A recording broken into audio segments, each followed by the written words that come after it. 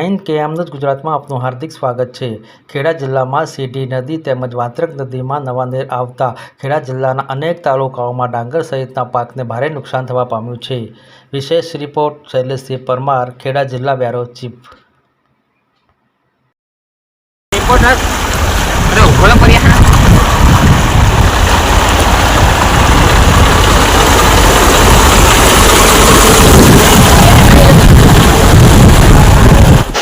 तालुका में नगरपुर गाम में जયારે આ નદીને પૂર આવ્યું ત્યારે સ્થળ તપાસ કરવા તેના નાગરિકો અને તેમજ ખેડૂતો પર આધાર છે।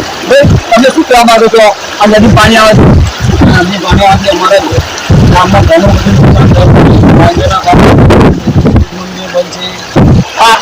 ડાંગરનું પાકનું કેટલું નુકસાન છે? આશરે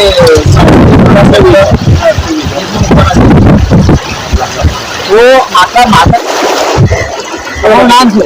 મારું નામ બચુભાઈ સવાભાઈ ગામ અમનપુરાના। અને અત્યાર સુધી કોઈ સરકાર, કોઈ ધારાસભ્ય, કોઈ સંસદ સભ્ય અત્યાર સુધી અમારી કોઈ ખબર નથી લીધી। અને અત્યારે ગંભીર ગામમાં કાચા મકાન ધરાશય થઈ ગયા છે, તો એટલે અત્યાર સુધી કોઈ તંત્ર અમારો કોઈ વ્યવહાર અમારો સાંભળતા નથી અને કોઈ આવ્યા નથી। અને અત્યારે અમારા જે પાક ડાંગરનો બરાબર અત્યારે અંદર પાકનું નુકસાન થયેલું છે 750 અત્યારે ધરાશય છે ડાંગર। કોઈ નુકસાન સરકાર કોઈ આંકડો અમારું ઠીક છે। અત્યારે ગામની અંદર એટલી બધી ખરાબ છે કે મકાન માટીના મકાન ધરાશય થઈ ગયા છે, તો કોઈ આવ્યા નથી। સરપંચ સિવાય સરપંચ સિવાય કોઈ ધારાસભ્ય નથી આવ્યા, કોઈ નથી આવ્યું આગળ તંત્ર નથી આવ્યું।